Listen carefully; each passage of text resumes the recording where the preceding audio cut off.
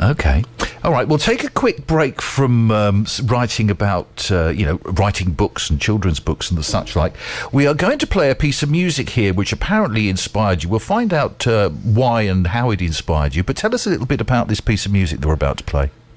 Back in the 70s, there's a singer called Pt4 who co-wrote a load of beautiful songs with Clive James, the well-known TV... The journalist, the chap who used to do that. Yeah. Clive James wrote all the lyrics, Pt4 wrote the music, and I've got all their albums, and they never made it. I mean, these are incredible songs, I think. Right. But they're like lost treasures. And this one in particular, The Flowers and the Wine, inspired me to write this play. Okay, let's have a listen.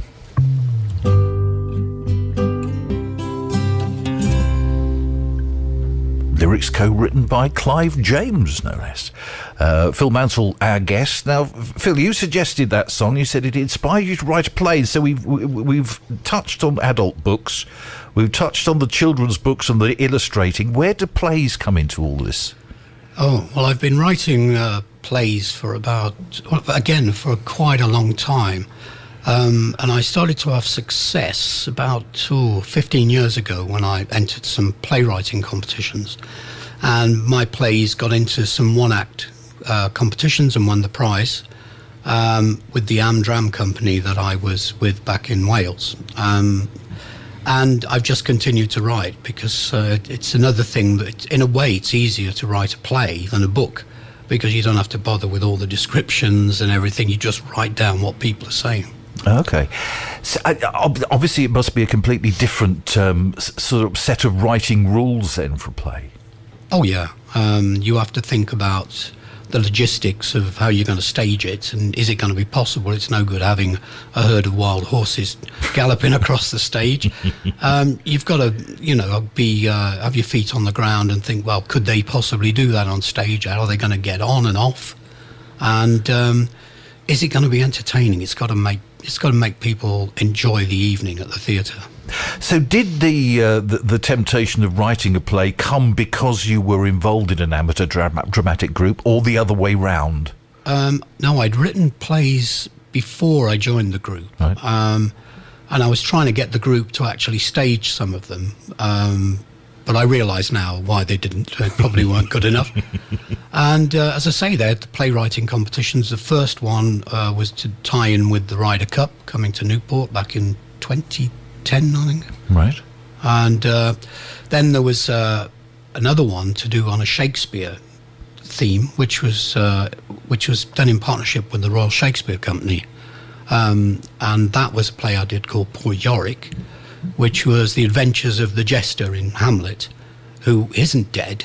He's the famous skull, but he's not actually dead. He's pioneering stand-up comedy to an audience of medieval louts and drunks, and failing miserably. So he has to go back and ask for his old job back at the court of King Hamlet. And that one I directed here in Javier last summer for Javier Players. Gotcha, yeah. At the Casa de Cultura in Javier. Okay. Now, we played that piece of music. How did that inspire the play, if you like? I've always liked that song, and what I've liked about it is the killer thing at the end where the guy comes to dine with his two married friends or whatever, and admits at the end, I've never loved you more, because he's in love with the wife. Right. And I thought that is such a nice idea where someone is having a meal with some friends and he's secretly in love with the wife. And that's what's happened in my play, Transylvanian Red, which is also published this month by Stage Scripts.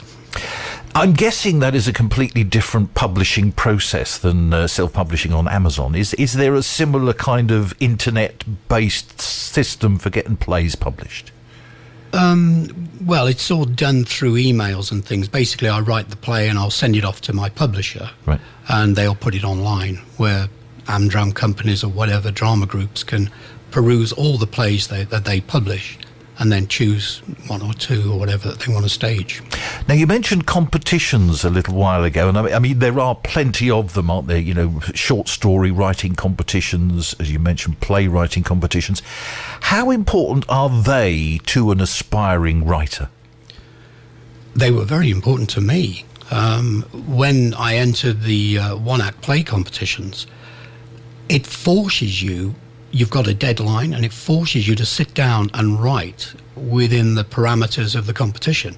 You know the play's got to last, 45 minutes or an hour, and you know that you've got to write it to a deadline.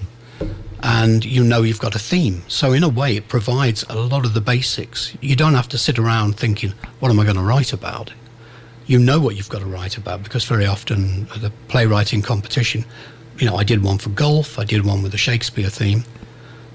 So you know what you've got to write, and it's all down in front of you, and you just got to go for it, because you've got to write it or you'll miss the deadline.